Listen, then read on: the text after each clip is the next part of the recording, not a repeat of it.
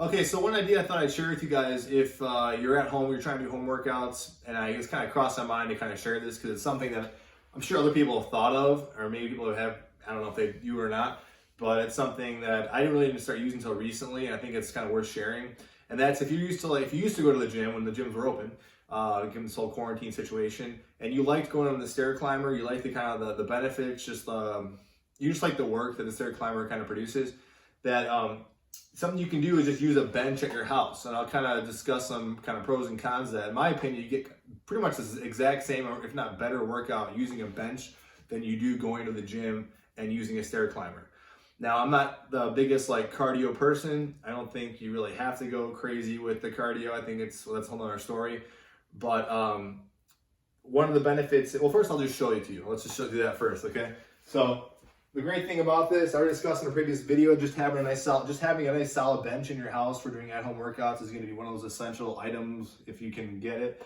But the bench, depending on your literal footprint, that might make this a make or break for some situations, depending on the bench you have. But obviously, make sure you have a stable bench.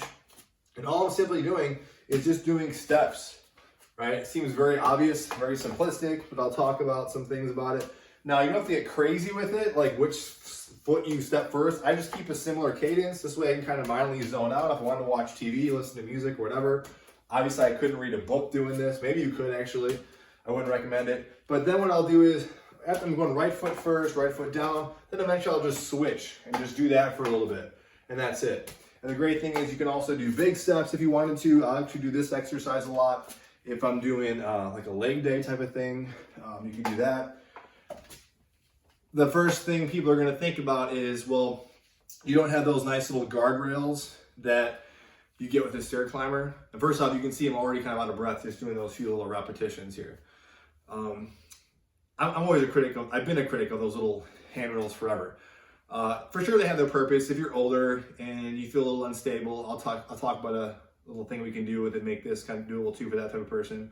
That's one thing. But if you're just the person who goes to the gym and uses the stair climber and would just hold on to it and just truck it at the fastest setting, just to kind of drip and burn calories.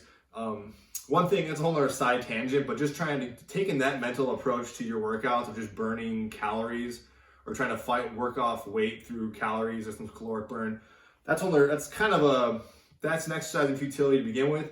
But the other thing is, that's really not any harder. In my opinion, it's harder to work at a slower pace and not hold on to anything. Especially if you just go to the gym and try it, you'll see that. It's way harder to have a slower pace, not hold on to the rails, and to hold on to the rails and kind of stand and kind of keep going. That's like a side rant. But my point is, if you don't have the handrails, you get the benefit of, one, I think it's harder, just simply by keeping yourself more stable, kind of paying more attention to that requires a little more energy, in my opinion. So I think that's one thing.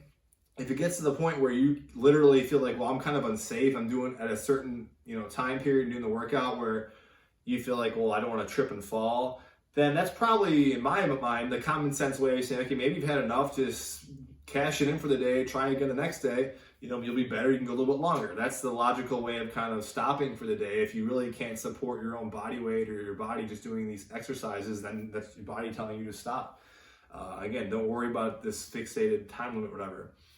If you are someone who's older, what you can do, or just kind of want some more stability towards the end of your workout or whatever, just put this against a wall, and the wall can act as a nice kind of stability. So if you kind of feel like you're going to fall forward, you can just kind of catch the wall, and it's not a big deal.